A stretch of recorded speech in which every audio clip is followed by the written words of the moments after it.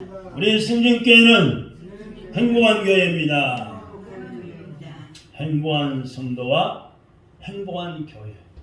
나는 은혜를 받고 더욱더 행복해지시기를 주님의 이름으로 축원합니다. 아멘. 기도하는 행복한 성도가 행복한 교회를 만드는 것입니다. 이 주님의 계명, 즉 이 하나님의 말씀을 사랑하고 지키면서 우리 성도가 서로 화목한 이 교회 부흥에 은혜 주셔서 마음을 같이하여 기도와 나눔에 힘쓰고 성령 충만한 초대교회의 열정을 회복할 수 있기를 바랍니다. 오늘 본문의 말씀 42절의 말씀 보면 다시 한번 다 같이 읽어봅시다. 42절 시작. 사람마다 두려워하는데 사도들로 말미암아 기사와 표징이 많이 나타나니. 아멘. 또 42절 다시 한번 제가 읽어드립니다. 그들이 사도의 가르침을 받아 서로 교제하고 떡을 떼며 오로지 기도에 힘쓰니라 그랬습니다. 이 그들이 누굴까요? 예수 믿는 사람들. 오늘 여러분들. 이 사도는 누굴까요? 사도는 목회자, 담임 목사님, 사도. 예. 이 예수 믿는 성도들이, 우리 예수 믿는 성도들이 이 사도 역할하는 이 목회자의 하나님의 말씀을 가르침을 받아서 서로 교제를 나누고 떡을 떼며 오로지 기도를 힘쓰니라. 이것이 행복한 교회의 특징입니다. 우리도 예배 후에 식사를 나누면서 교제합니다마는, 술다도 식사를 나누며 교제합니다마는, 이렇게 그 다음에 또 기도 힘써야 합니다. 우리 성도의 얼굴을 보면은 기쁨이 있고 너무나도 행복합니다. 이것은 그 교회가 아주 건강하다는 것을 보여주는 거예요. 이런 교회는 계속해서 부흥합니다. 할렐루야. 그러면 어떤 교회가 이런 행복한 교회가 될 수 있을까? 첫째, 오늘 말씀 보니까 성도들의 신앙생활이 주님의 계명을 지키는 교회. 예수 믿는 저와 여러분들이 하나님의 말씀을 배우고 그 말씀을 지켜 순종할 때에 행복한 교회가 됩니다. 물론 세상에서 우리가 부름받아 교회 나올 때는 많은 제약투성이했어요. 거짓말도 잘하고 인상도 잘 쓰고 건소리도 치고 화도 내고 혈기도 부리고 교만하고 목에 기부스러운 것처럼 목이 뻣뻣하고 남을 무시하고 이런 사람들이 모였는데 하나님의 말씀을 배우고 지켜 순종함으로 겸손하고 낮아지고 진실한 사람 되고 온유하고 사랑스러운 사람으로 변화됩니다. 하나님의 말씀을 순종하다 보니까 그런 교회 성도들이 되는 거예요. 그런 교회가 행복한 교회랍니다. 요한복음 14장 21절에 보니까 우리 주님 말씀하시기를 나의 계명을 지키는 자라야 나를 사랑하는 자니 나를 사랑하는 자는 내 아버지께 사랑을 받을 것이요 나도 그를 사랑하여 그에게 나를 나타내리라고 말씀했습니다. 무슨 말씀인가 하니 요한복음 14장 21절의 말씀은 예수님이 하신 말씀인데 나의 계명을 지키는 자라야, 즉 예수님이 말씀하신 이 성경 하나님 말씀을 지키는 성도라야만이 하나님 예수님을 사랑하는 자가 되고 예수님을 사랑하는 자는 하나님 아버지께 사랑을 받게 되고 또 예수님도 여러분을 사랑하게 되고 그에게 예수님이 함께 하심을 나타내신다는 겁니다. 한번 다 같이 따라합시다. 나는 사랑받기에 태어난 사람입니다. 미움받고 따돌림 당할 그런 생활을 하고 싶은 사람이 누가 있겠습니까? 다 사랑받기 원해요. 육신적에는 육신으로는 부모의 사랑받기 원해요. 부모는 자식에게 사랑받기를 원해요. 우리 하나님 앞에 하나님의 사랑받기 원해요. 아멘. 다 하십니다. 아멘. 나의 아버지 하나님께 사랑받기 원해. 우리는 태어난 사람. 아멘. 우리 자식을 낳아서 길러하는데 자식들에게 사랑받기 원하는 엄마 아버지. 아멘. 자식들은 아버지 어머니를 사랑받기 위해서 태어난 거예요. 할렐루야. 아멘.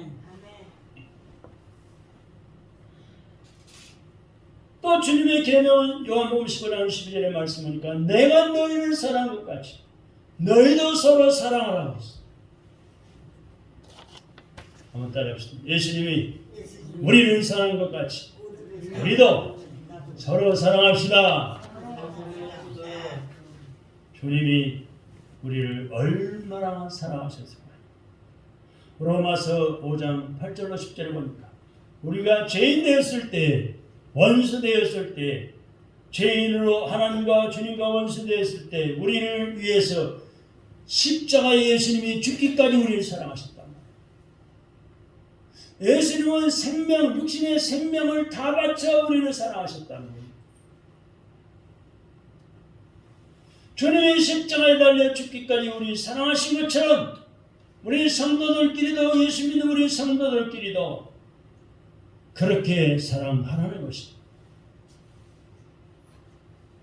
그렇게 서로 사랑한다면 그 사람은 참으로 주님을 사랑하는 사람이고, 주님을 이렇게 사랑하는 사람은 하나님 아버지께서도 사랑하시지만 주님께서도 그 성도를 사랑하여 그 사람에게 주님을 나타내시겠다고 말씀했습니다.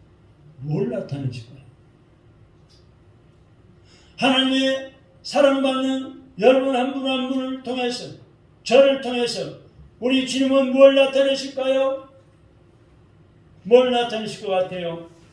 주님이 우리를 얼마나 사랑하신지를 체험할 수 있도록, 체험하며 살 수 있도록 나타내 보여주시겠다는 거예요. 날마다 주님의 사랑을 체험하면서 사는 성도처럼 행복한 성도가 어디가 있겠습니까? 성경에 그런 인물이 나와요. 사도 요한. 한번 따라합시다. 사도 요한. 사도 요한이라는 사람. 이 말씀대로 산 사람. 요한일서 3장 22, 23절의 말씀 보니까 사도 요한은 이 주님의 계명을 지킬 뿐만 아니라 하나님 앞에서 기뻐하시는 일을 행함으로 무엇이든지 구하는 대로 다 받으면서 살았다고 간증을 했어요. 우리도 2022년부터 신앙생활에 완전히 무장을 해야 됩니다. 어떤 무장? 나는 하나님의 말씀을 하나하나 은혜 받을 때마다, 읽을 때마다 지켜서 살 뿐만 아니라 하나님이 기뻐하시는 일을 하며 살아야지. 그러면서 무엇이든 구하는 대로, 기도하는 대로 다 받으면서 살아가시기를 주님의 이름으로 축원합니다. 근데 그 반대로 사는 사람들도 있어요. 교인들. 큰 교회는 더 많겠죠. 하나님이 싫어하시는 일만 자꾸 하려고 그래요. 유혹받았어. 그 친구, 담배 친구, 노름 친구, 놀고 먹기 좋아하는 친구, 그 물들어가지고 하나님이 싫어하시는 일만 자꾸 하려고 그래요. 교회 나오기 싫어하고, 예배 빠지지 마고 예배 드리면 나오세요. 목사님 안 돼요. 오늘 추워요. 몸이 아파요. 어쩌고 친구 만나야 돼요. 예배보다 더 중요한 게 어디가 있어요?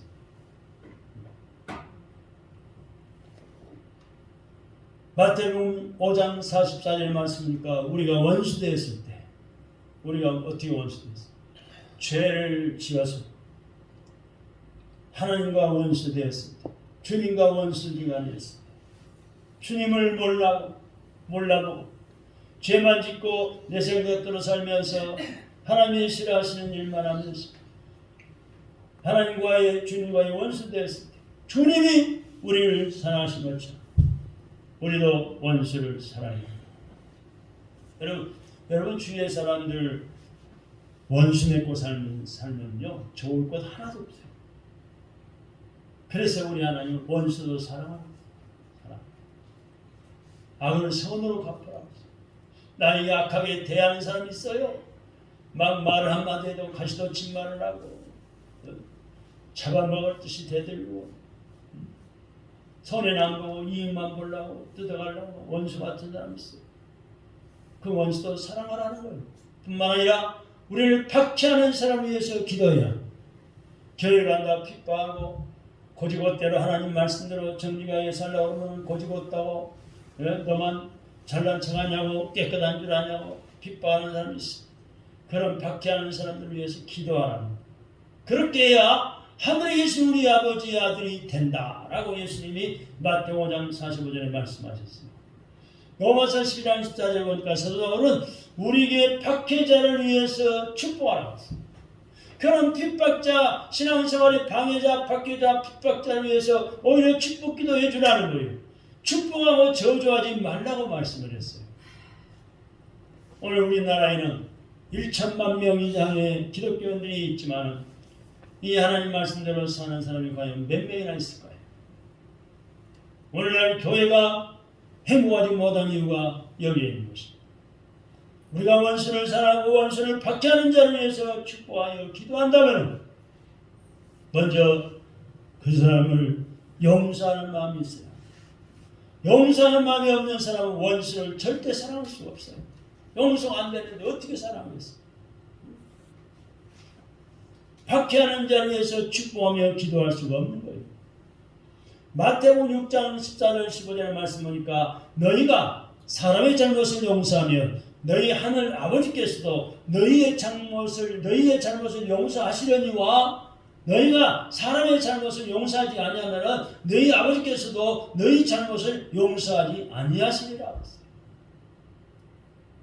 우리 주님은 우리가 형제를 용서해야 내가 알고 지내는 사람을 또는 식구들 중에도 다 용서해야 하늘 아버지께서도 우리를 용서하신다고 말씀드렸어요. 우리가 형제를 용서하지 않으면 하늘 아버지께서도 우리를 용서하지 않으신다고 말씀했어요. 하나님 아버지 앞에 용서받지 못한 사람은 결코 천국에 들어갈 수가 없습니다. 왜냐하면 죄의 짐을 지고서는 천국에 들어갈 수가 없기 때문에 그래요. 천국은 거룩하신 거예요.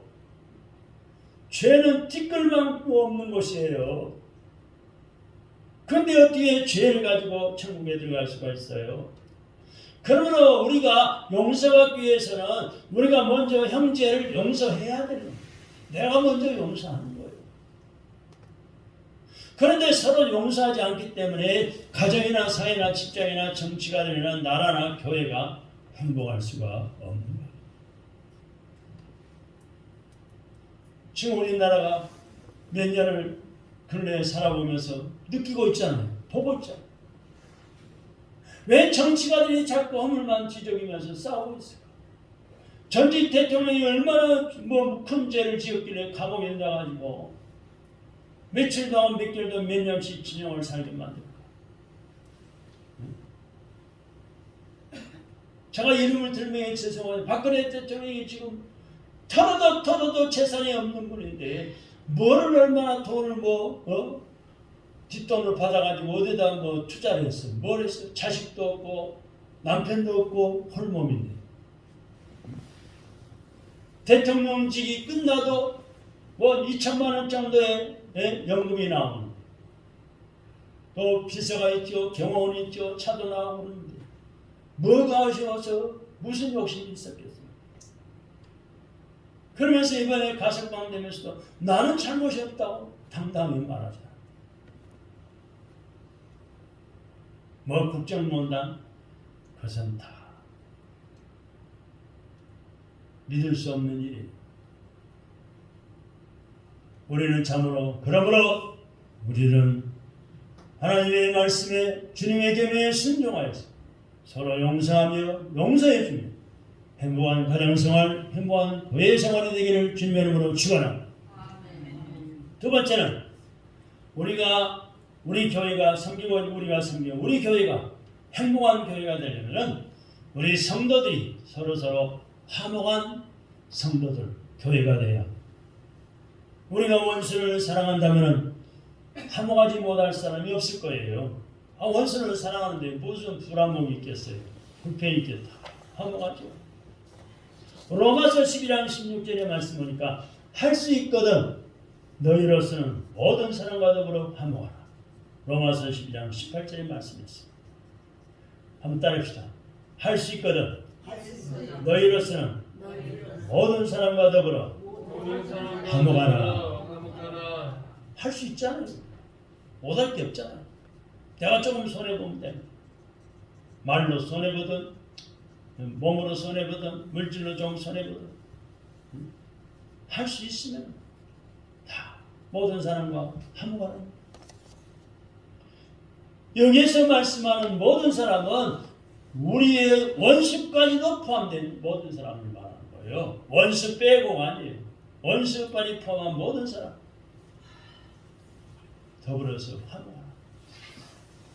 우리가 싫어하는 사람, 미워하는 사람, 미워 죽겠는 사람, 내 마음에 안 드는 사람, 나를 괴롭히는 사람은 물론 우리 원수까지 포함해서 모든 사람과 더불어 화목하라는 것입니다. 우리가 이렇게 화목하려면 로마서 12장 17절의 말씀대로 악을 악으로 갚지 말고 선으로 악을 이기야. 상대방이 악하게 대들면은 우리는 목소리를 다 가라앉히고 온유하게 겸손한 말. 왜 그러십니까? 제가 뭘 잘못했으면 용서해 주세요. 제가 뭘 손해나게 했습니까? 갚아드리죠. 이 선하게 하면 웃으면서 미소 지며 선하게 말하면 침뱉을 사람이 누가 있어요? 내가 잘못된 건 잘못한 게 생각 안 날지라도 상대방이 화나고 대들면 일단 나는 숨을 죽이고 내가 뭘 잘못했냐고 겸손하게 물어볼 수도 있어요. 잘못했다면 용서해달라. 손해나게 있으면 물어준다.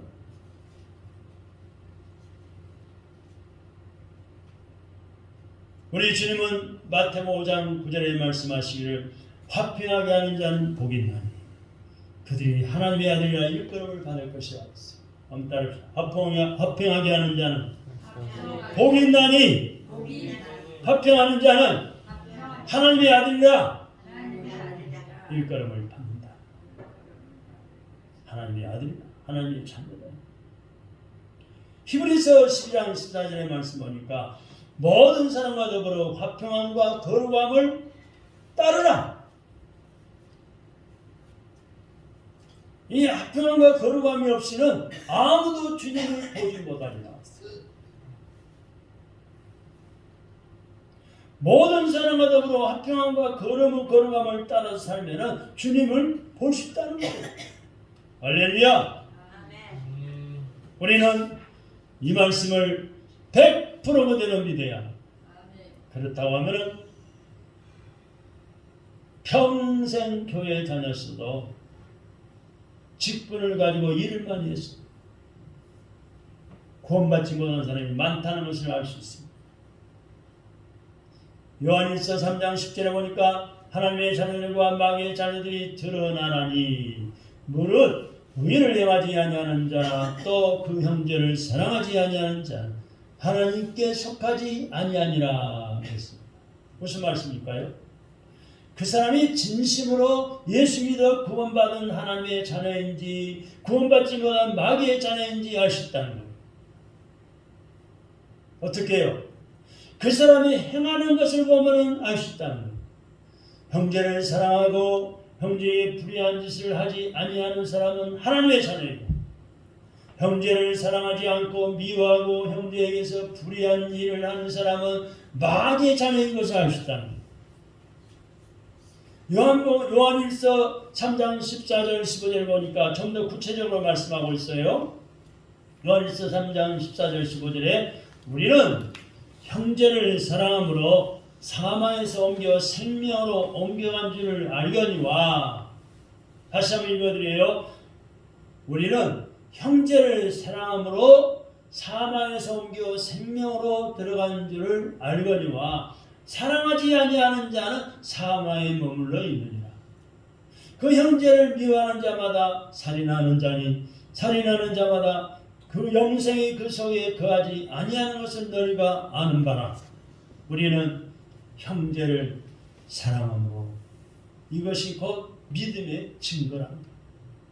다시 바꿔 말하면 믿음 있는 사람은 형제를 사랑한다. 원수도 사랑할 수 있다는 거예요.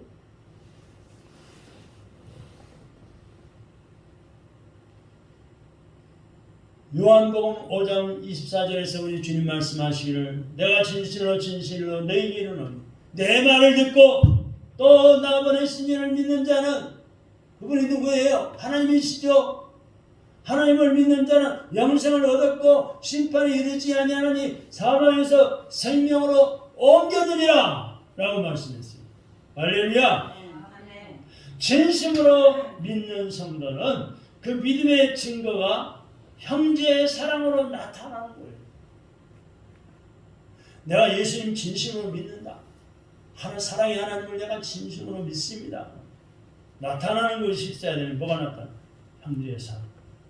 같이 예수 믿는 성도를 형제의 자매를 사랑, 가정의 식구들을 사랑, 이웃을 사랑, 친구를 사랑, 사랑으로 나타나야 됩니다. 그 형제를 미워하는 자는 살인자요 믿음이 없는 자요. 왜 그런 거 요한일서 3장 15절에 보니까 그 속에 영생이 거하지 아니하는 것이라고 했어요. 오늘날 왜 교회가 행복하지 못할까요? 다 그렇지는 않겠지만 마귀의 자녀들이 많기 때문에 형제를 사랑하지 않는 자는 마귀의 자녀라.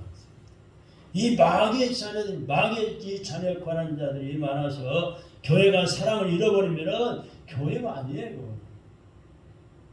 여러분, 마귀의 자녀들이 모인 집단에 불과합니다. 이런 교회가 어떻게 행복하겠어요?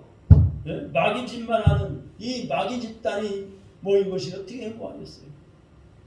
주로 이단 교회들은 교인이 이탈해 나가려면 빠져나가려고 그러면 막 윽박지르고 겁을 주기도 하고 젊은이들이 달라들어가지고 폭력을 휘두르기도 한다. 그 마귀 집단이니까. 우리가 고린도서를 읽어보면 고린도 교회는 세 종류의 사람들이 있었어요. 그 중에 하나는 육에 속한 사람이에요. 고린도전서 2장 14절에 보니까 이 육에 속한 사람은 거듭나지 못한 사람이고 성령이 없는 사람. 다시 말하면 평생 교회를 수년 다니긴 하지만 믿음이 없는 사람. 이 육에 속한 사람의 특징은 회개가 없어요. 하나님, 제가 이런 죄를 지었습니다. 주님 십자가의 벌로 써주세요. 이제 앞으로 이렇게 새 사람 되어 하나님 말씀대로 살겠습니다. 이런 회개가 없어요. 하나님께 대한 사랑이 없어요. 이런 사람들이 교회와 직분을 가지고 있으면 교회가 평안할 날이 없는 거예요. 또 그 중에 또 하나는 육신에 속한 사람. 고린도전서 3장 1절 3절에 말씀하고 있는데 육신에 속한 사람은 거듭나기는 했지만 믿음이 너무나 작은 믿음이 있어가지고 이 작은 믿음을 가리킨 사람. 믿음이 작은 자들 말하는 이런 사람들은 믿음이 너무 작아서 아직 철이 안 난 어린아이 같은 그런 사람들. 이런 사람들에게는 시기와 분쟁이 있을 수 있어요. 이런 사람들은 항상 주님을 바라보고 주님을 말씀만 붙잡고 살아야 되는데 그렇지 못하고 사람 따라 행하기 때문에 문제가 있는 거예요. 이런 사람이 목사가 되고 장로가 되면 그런 교회는 절대로 행복한 교회가 될 수가 없어요. 그래서 교회마다 장로를 함부로 세우지 않습니다. 대충 세우지 않습니다. 다른 교회에서 이사 와가지고 나온 다른 교회 장로로 심한 분이라도 왔다 그래서 금방 또 장로로 세우지 않습니다. 협동 장로로 2년, 3년이고 신앙생활을 보고서 얼마나 주님을 사랑하는지, 교회를 사랑하는지, 성도들끼리 화목하며 지내는지 여러 방면으로 보면서 몇 년 지나서 이 장로로 받아들여요. 그 중에 또 하나는 신령한 자. 한번 따라합시다. 신령한 자. 고린도전서 3장 1절의 말씀인데, 신령한 자라면 바로 성령 충만한 믿음을 가진다. 성령 충만하면은 믿음도 충만해지고 기쁨도 충만해지고 사랑도 충만해지게 돼 있어요. 할렐루야. 그러므로 행복한 교회가 되려면 성령 충만한 믿음을 가진 신령한 성도들이 많아져야 되는 거예요. 많이 있어야 되는 거예요. 그래야만이 교회가 행복한 교회가 되어가는 것입니다. 바로 초대교회 예루살렘 교회는 성령 충만한 교회였다. 할렐루야. 한번 따라합시다. 우리 교회도 초대교회 예루살렘 교회처럼 모두가 다 성령 충만해 줍시다. 성령 충만을 구하면 주셔요. 오늘 성령 충만함도 여러분 계시겠지만 성령 충만하더니 못하다고 느껴지면 하나님 저에게도 성령 충만함을 부어주세요. 기도하면서 찬양하고 말씀대로 순종하면 성령 충만해요.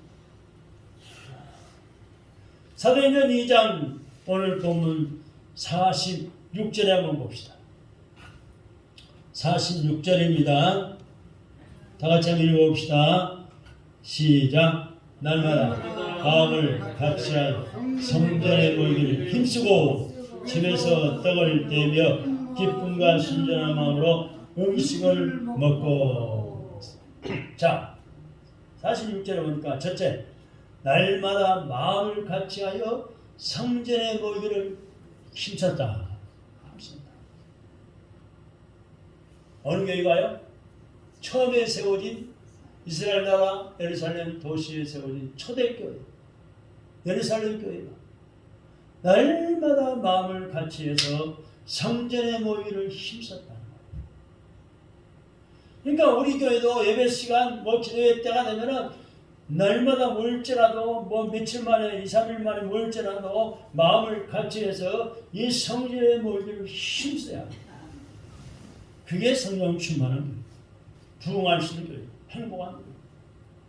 성도들이 예수 믿는 우리들이 하나님의 교회 성전에 잘 모이는 것은 매우 중요합니다.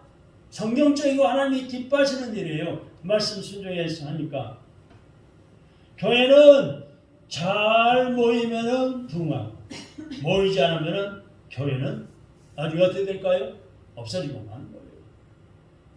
여러분, 코로나19 이 바이러스가 무서워가지고 교회들이 모이기를 꺼려하고 띄엄띄엄 모이고 온라인 예배다, 영상 예배다, 유튜브 예배다 이거 보면서 텔레비전 보면서 기독교 방송 텔레비를 틀면서 또 핸드폰으로 유튜브를 보면서 온라인으로 예배드리면 됐지 교회는 뭐 꼭 가야 되느냐? 코로나 걸리면 어떡하냐? 이래가지고 그런 교회들이 전국적으로 10,000교회 정도가 문을 닫습니다. 10,000교회가 좋은 숫자예요. 여러분 생각해보세요. 근데 정부에서 난 통계가 그렇지 사실은요 제가 아는 것만 해도요 상계에도 연구해도요 코로나 유행병이 전염병이 돌기 전에 이미 교회가 붐이 안 되니까 철수하고 가정으로 들어가는 교회들이 많아. 여러분들 아시죠? 근데 교회 간판을 띄려면 돈이 몇십만 원 또 드려야 되니까 썬팅도 종탑도 그대로 두고 건물주가 또 안 띄도 된다고 그러니까 그대로 두고 있는 교회들 빈 건물로 세대기는 힘들고 그러니까 그냥 교회 간판도 안 띄고 이상한 교회들도 많아. 그러니까 다 합하니까 그렇게 되겠으나 그래도 수천 교회가 문을 닫았다고 우리는 볼 수가 있어요.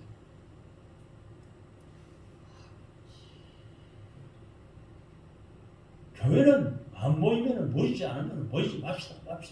추운 날 가냐. 뭐 독감도 걸리고 뭐 코로나도 걸리고 뭐 오미크론 델타 뭐 바이러스로 또 집가 걸린다는데 뭐 교회를 갈 필요가 있느냐? 뭐 텔레비전 앞에서 예배드리고 핸드폰으로 예배드리지. 여러분 그러면 아무데도 가지 말아야 되는데 은행도 가지 말고 마트도 가지 말고 이발소도 가지 말고 미장원도 가지 말아야 되고 버스도 타지 말고 전철도 타지 말고 학교도 가지 말고 다 집안에서 꼭꼭 박혀가지고 살아야 됩니다. 교회는 기껏해야 이틀 3일 만에 한 번씩 나오고 아니면 일주일 만에 한 번씩 나온 사람들 많은데 예? 날마다 가는 곳은 많으면서 왜 교회만 가면 안 된다는 거예요? 이게 마귀 집단들이요. 교회를 없애려는 시장이 술법이 속지 마세요. 교회는 안 보이면 없어집니다. 문 닫고 폐쇄. 유럽 교회들이 없어지는 이유는 성도들이 모이지 않기 때문에 점점 문 닫는 교회가 많아진 거예요. 성도들이 모이지 않으면 교회가 없어진다는 것을 사탄이 마귀가 먼저 알고 어떻게 해서든지 모이는 것을 반대하게 합니다. 그러므로 이런 사람들이 있기 때문에 히브리서 10장 25절의 말씀 보니까 모임을 피하는 어떤 사람들의 습관과 같이 하지 말고 오직 권하여 그날이 가까움을 볼수록 더욱 그리하자라고 말씀했어요. 한번 따라합시다. 모임을 피하는 어떤 사람들의 습관과 같이 하지 말고 오직 권하여 그날이 가까움을 볼수록 더욱 그리하자. 그렇습니다. 우리 예수님이 다시 오시는 그날이 가까울수록 교회의 모이기를 성전의 모이기를 더욱더 힘써야 하는 겁니다. 여러분은 우리 예수님 다시 재림하실 때 어디에서 무엇을 하다가 주님의 재림을 맞이하기를 원하십니까? 깊이 깊이 생각해 보십니다. 예수님 반드시 다시 오시리라 약속하셨습니다. 예수님이 공중에서 하늘에서 구름 타고 오실 때 우리는 공중으로 휴거되어서 공중으로 들림받아서 공중에서 예수님을 맞이하고 예수님 우리의 신랑 되시고 우리의 신부로서 예수님 맞이하고 영원한 천국에 들어가게 될 텐데요. 여러분 교회에서 예배드리고 기도하고 찬양하다가 주님 맞이하면 얼마나 더 좋겠습니까? 할렐루야! 그래서 히브리서 10장 25절 말씀에 모임을 피하는 어떤 사람들의 습관과 같이 하지 말라는 거예요. 모이지 맙시다. 모이기 피합시다. 모일 필요가 뭐가 있나요? 요즘 같은 시대에 독감도 걸리고 뭣도 걸리고 뭣도 걸리는데 모이지 맙시다. 이런 사람들의 습관처럼 하지 말라는 거예요. 오직 권하여 예수님의 재림하실 날이 가까움을 볼수록 더욱더 그렇게 하라는 거예요. 모이기를 피하기를 힘쓰는 그런 사람들 하지 말고 모이기를 힘쓰라는 거예요. 여러분 한번 생각해 보세요. 아무리 좀 따지고 논리적으로 생각해 보세요. 날마다 공무원들이 출근해서 구청에서 서울시청에서 주민센터에서 일하잖아요.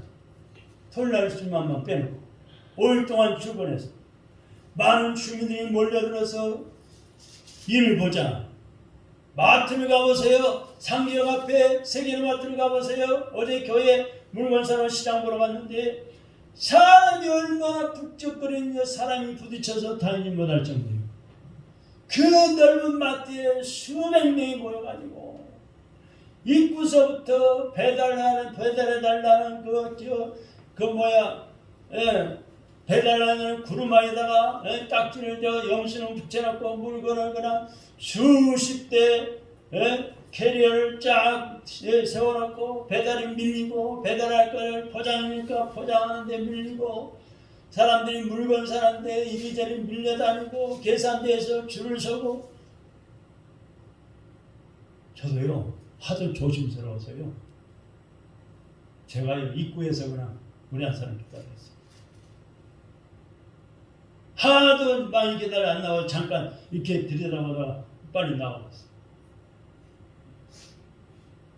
그래가지고 와가지고도 마음이 안 놓여서 손 닦고 입 닦고 눈 닦고 코 풀고 볼을 2번 3번 닦고 또 저녁에는 가서 머리도 감고 다 빨아서 세탁기 돌려가지고 또 오늘 입에야 오시기에 거실에다 놀고 거기도 또 새벽기도 하는데 안만 넓게 따뜻한 데 내가 펼쳐놓고 놀고 여러분 그뿐인 줄 아세요? 전철을 타보세요. 출퇴근 시간에 콩나물 시루가 되어 타잖아요. 근데 전철에서 확진자 나왔다는 말 들어봤어요? 검사를 안 하니까 안 나오는 거예요. 검사는 수백 명이 나올지 어떻게 알아요?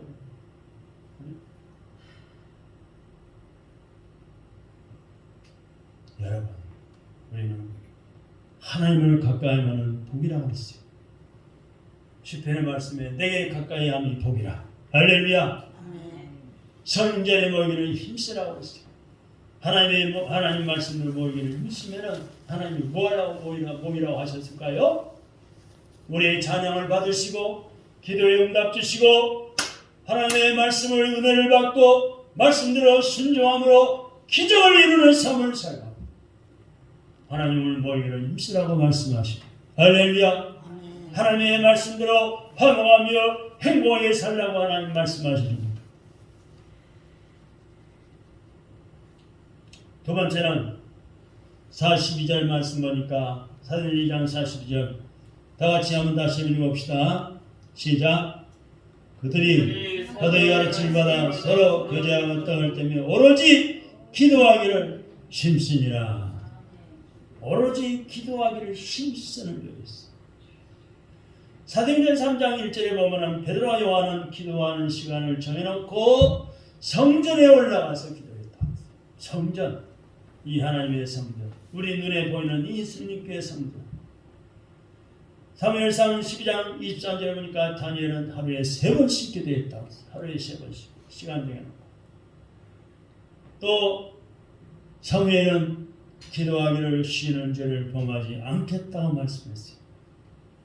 사도 바울은 데살로니가전서 5장 11절에 쉬지 말고 기도하라고 했어요.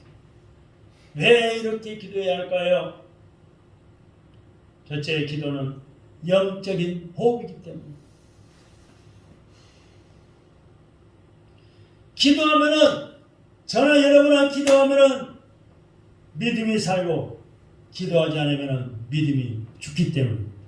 여러분, 육신의 몸이 살기 위해서는 뭐 해야 돼요? 코로, 입으로 뭘 해야 돼요?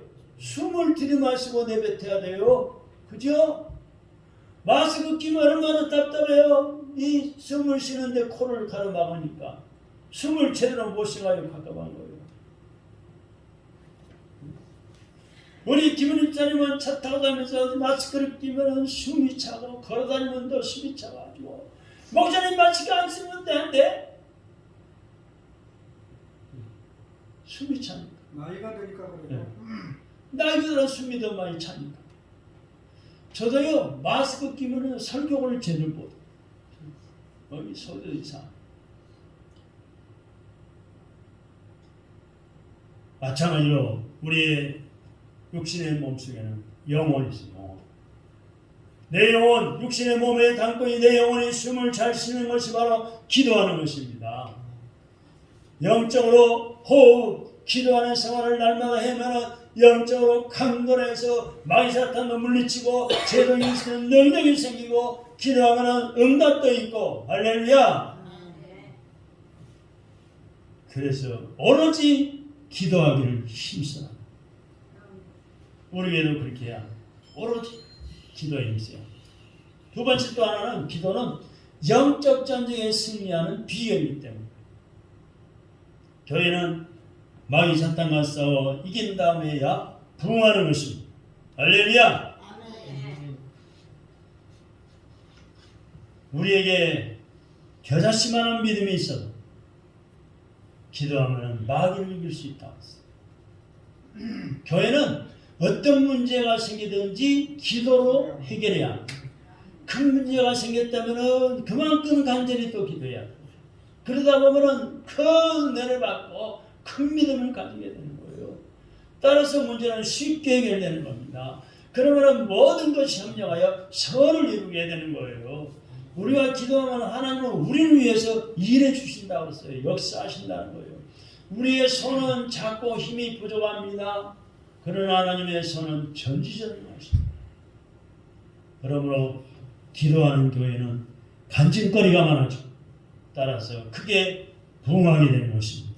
할렐루야. 그런데 문제 해결을 위해서 기도할 때 꼭 기억해야 될 것은 입을 다물고 기도만 하는 거예요. 문제를 가지고 말을 하다 보면 문제가 더 커지고 이상한 소문이 꼴을 더 붙여가지고 소문이 나쁘게 나고 커지고 감당할 수 없게 돼요. 이 사탄은 우리의 혀를 가장 좋은 도구로 사용합니다. 그러므로 입을 꼭 다물고 해야 합니다.